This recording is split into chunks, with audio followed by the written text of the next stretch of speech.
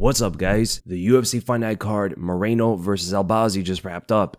Man, that card felt like an eternity. It lasted so long, so many decisions. Both the co-main event and main event were 5-round decisions, 3 finishes on the whole card, almost every Canadian one, and almost every Brazilian loss. In fact, I think I saw a stat that said in the last few cards that the Brazilian fighters have went 3 wins and 12 losses, which isn't great, but at least the Canadians are doing pretty well right now. Now, there were some good performances, like the main event, Brandon Moreno looking like in prime form. I don't know what happened in his Royval fight, he didn't look the same at all. This may have been the best performance of Moreno's entire career. I've never seen him look better. Namajunas kind of dropped the ball. She sold on that fight. She could have won the decision if she didn't go for a takedown in the 3rd round, but she doesn't have Trevor Whitman in her corner, so I don't know if that has something to do with it. She's gone for takedowns before, but usually like toward the end of the round, not in the middle of a round where she's winning in the striking. Goes for a takedown against the better grappler, which it didn't make any sense. Rose doesn't usually show low fight IQ like that. We could have saw her potentially fight for a belt in the flyweight division and attempt to be one of the greatest female fighters of all time. And some other good performances throughout the entire card as well. We'll start with the main event here. Brandon Moreno defeats Amir Albazi by a decision. Absolute domination, not even close. Where was this Moreno for the Royval fight? He was just like throwing overhands at Royval. No jabs, no left hooks, which are his best techniques in the stand-up. He was busting up Albazi with the jab and left hook. The same kind of punches that he beat Davidson Figueiredo with. But I'm glad to see that Moreno is back in very good form. Not just good form, probably the best we've ever seen from him, because that 5th round, it was like he hit the flow state.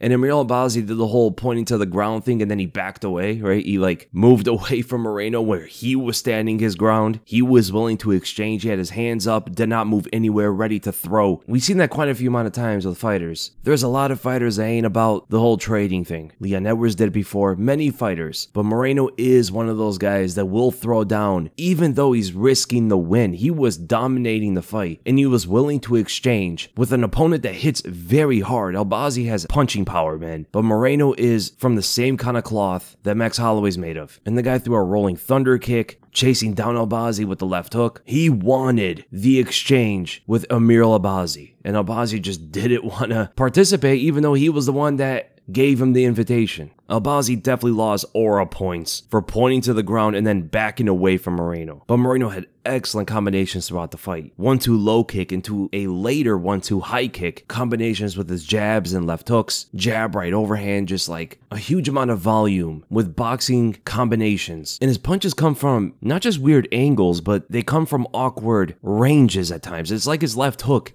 is longer than it looks. His opponents try to move away from his left hook, but they still get caught by it from such a long range. And Albazi was slow to exchange mostly, and could even keep up with Moreno, scooting out of the takedown. Moreno's takedown defense was insane, because Albazi's very, very physically strong. He has great wrestling. For Moreno to defend that many takedowns, especially later in the fight, was very impressive. And it just goes to show that Moreno had an off performance against Royval. And honestly, I think only Alexander Pantoja can beat Moreno, out of any current flyweight, that is. And you have to ask, like, how good is Alexander Pantoja? We need to talk about Pantoja as one of the all-time greats, man, because he beat Moreno 3 times. One of them in his prime, too. Insane. But after that fight, I think Brandon Moreno should fight Brandon Royval again. I want to see the rematch. I want to see Moreno at his best versus Royval. And as for Albazi, maybe the Kai Kara-France rematch, as a lot of people believe that Kai won that fight. And then we go to the co-main event. Rose Namajunas loses to Erin Blanchfield in a fight where she could have won the fight, but shot a takedown in the 3rd round when she didn't need to. She was winning the striking. It wasn't like she had to panic shoot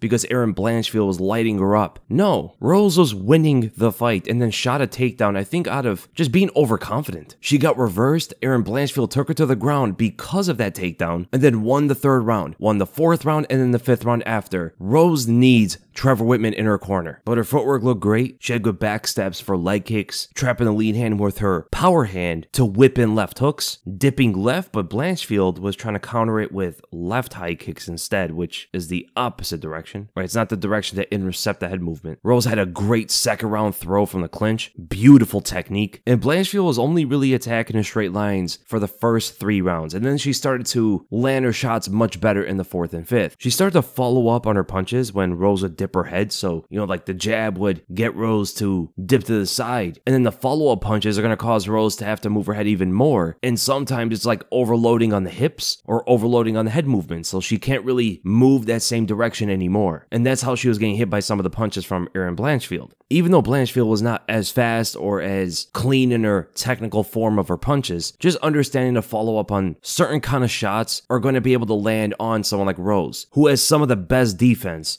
out of any female fighter. Then the 5th round was just completely one-sided with nearly a full round of top control for Blanchfield. Wasn't that exciting of a fight, but seeing Rose go for the takedown in the 3rd round was so incredibly frustrating to watch, especially when she's not a fighter that usually does something like that, right? She doesn't deviate away from the game plan like that, and it's clear she hasn't been the same fighter since Trevor Whitman has been absent from her corner. So I think Erin Blanchfield should fight Alexa Grasso next. That's a good fight. Winner gets a title shot, maybe. And then Rose Namajunas versus Macy Barber. I think with a Brenson Ribeiro defeating Caio Machado by a split decision, the worst fight on the entire card. Both of them throwing a lot of strikes, both of them missing most of them. Was not an exciting fight at all. Then with a Jasmine defeating Ariana Da Silva by a 3rd round submission with a Darce choke. Easy win when she decided to wrestle, and Ariana was doing well in the 1st round with her combinations, stringing together good hooks to the body and head. Even nearly landed a flush high kick, but that got her taken down. And whenever Jasmine got a takedown, she was inflicting so much damage with her ground and pound right away. Wasted no time with like transitioning and all that sort of stuff. Every single position she had on top, she was trying to land ground and pound shots. As soon as the takedown started, the fight became easy for Jasmine. Easy transitions to side control and pinning Ariane to the ground for like nuclear ground and pound, knee on belly, knee on arm, knee on everything to hold strong top control. Same for the 3rd round as well, up until the Darce choke, right? That's exciting grappling right there. Great win from Jasmine. Then we go to Dustin Stoltzfus knocking out Marc-Andre Barriault in the 1st round in a wild exchange, just throwing haymakers at each other.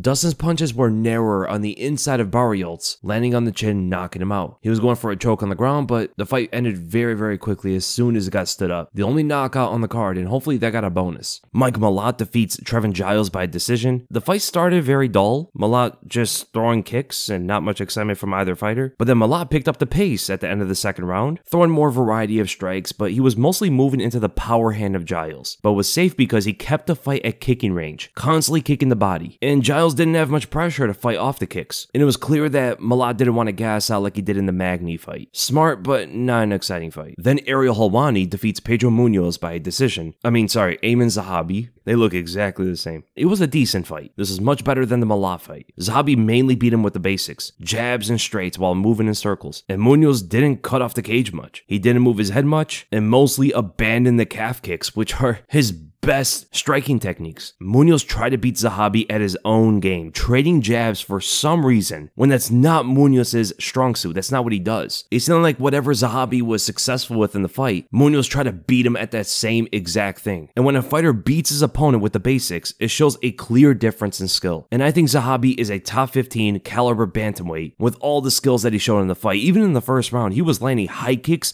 at boxing range, which is crazy. He would throw a left straight, left high kick, then left straight, all at the same distance. Amazing fight by Ayman Zahabi. And for his next fight, I think Zahabi should fight Kyler Phillips. Then go to Charles Jourdain, defeats Victor Henry by a persistent guillotine, but he got it when he hit it with the high elbow. And Henry was doing very well too, winning the grappling exchanges where Jourdain was winning the striking. Jourdain had excellent pocket boxing, fast kicks and movement, and it's crazy that Jourdain was once a lightweight in the UFC, and now is a bantamweight. He must have not come much weight back then. Fighters don't usually fight around their natural weight in the UFC, so respect to Jourdain. Like, there's a few fighters like Frankie Edgar. He fought at his natural weight and was the champion in the same weight class, which is one of the most impressive feats in the UFC, right? Usually fighters do that before the UFC in the regional scene where they're just trying to build themselves up before cutting a lot of weight for their fights. They go into the UFC, and that's when they cut the weight to get to the lightest optimal weight class. And then Yusuf Zalal beats Jack Shore by a second round submission, crushing him with a knee when Shore tried to go in for a single single leg takedown, then choking Shore with an arm triangle. Zalal's transformation from a decision bore to a finishing machine. Hopefully Leon Edwards learns from Zalal. Best finish on the entire card, and I think he should fight Dan Ige next. Then Alexander Romanov beats Rodrigo Nascimento by a decision. It seems like Fit Romanov was a rare fighter, and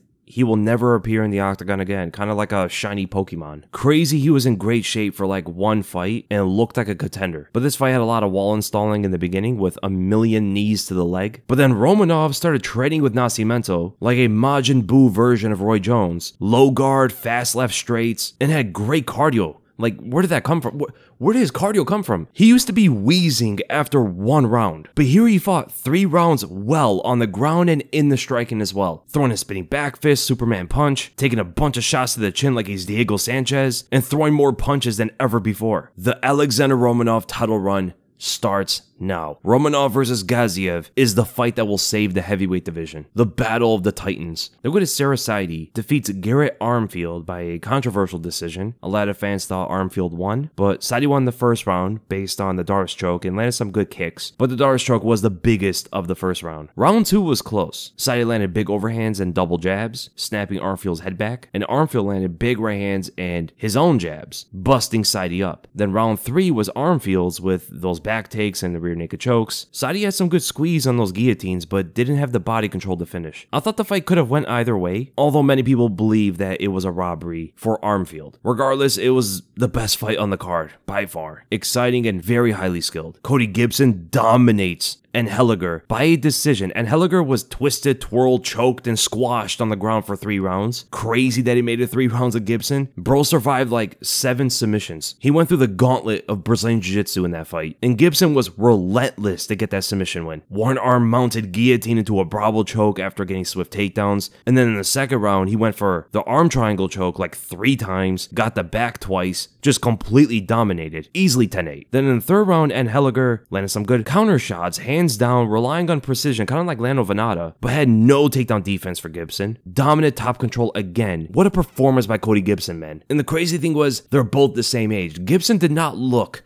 like he was 37 years old, out of his prime. In fact, he actually said that now he would be any version of himself. His scrambling ability was insane. And then finally, Jamie Lynn Horth defeats Ivana Petrovic by a split decision. It was a dull fight. Ivana put a lot of forward pressure to get the fight to the ground. Head and arm throws are still alive in women's MMA, but she nearly was submitted every time she had a takedown. Rear naked choke in the first round, armbar in the second round, and then for round 3, there was more kickboxing, but Horth got the takedown, back take, and even shot a double leg at the end of the round, landing with her back to the fence in the bottom position somehow. She went for a double leg takedown where Ivana was closer to the fence, and somehow Horth ended up in the bottom position with her back to the fence. But definitely a win for Horth, and should not have been a split decision in my opinion. That's the state of a lot of women's MMA fights. Head and arm throws, shooting takedowns, and somehow you're in the bottom. But she did have very good submissions, all jokes aside. And that's the end of the video, guys. I hope you guys enjoyed it. If you did, make sure to give it a like, make sure to subscribe with the bell for notifications. I hope you guys enjoy the fights, get some good rest, have an amazing weekend, and I'll see you guys in the next video. God bless.